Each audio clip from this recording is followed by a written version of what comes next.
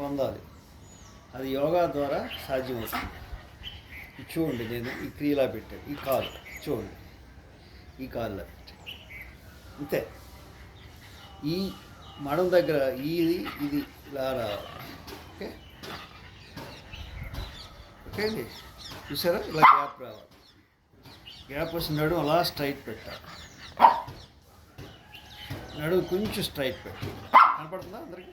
Okay. శ్వాస పీల్చుకోండి బాగా. మూలబంధం వేసుకోండి. మీరు ఎంతసేపు ఉండగలరో అంతసేపు ఉండి మళ్ళీ శ్వాస తీసేయండి. మళ్ళీ అలాగే శ్వాస పీల్చుకోండి, మూలబంధం వేసుకోండి. ఎంతసేపు ఉండగలుగుతారో అంతసేపు ఉండి ఒక 30 సెకండ్స్ 40 సెకండ్స్ లేదా 15 సెకండ్స్ ఉండలేనప్పుడు మూలబంధం యూజ్ చేసుకుంటూ శ్వాసను అలాగే వదిలేస్తుంది.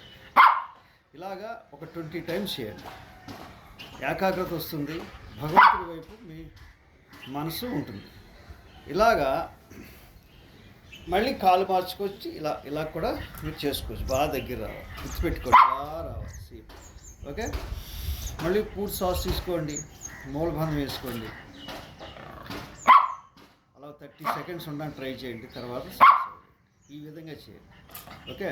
మనసు ఏకాగ్రత వస్తుంది, మెల్ల విసర్జన సమస్యలు పోతాయి, షుగర్ బీపీ లాంటి వ్యాధులు తగ్గుతాయి. ఇలాగా ఒక అటు ఇటు కలిపి 40 కానీ 50 కానీ చేయండి. ఓకే.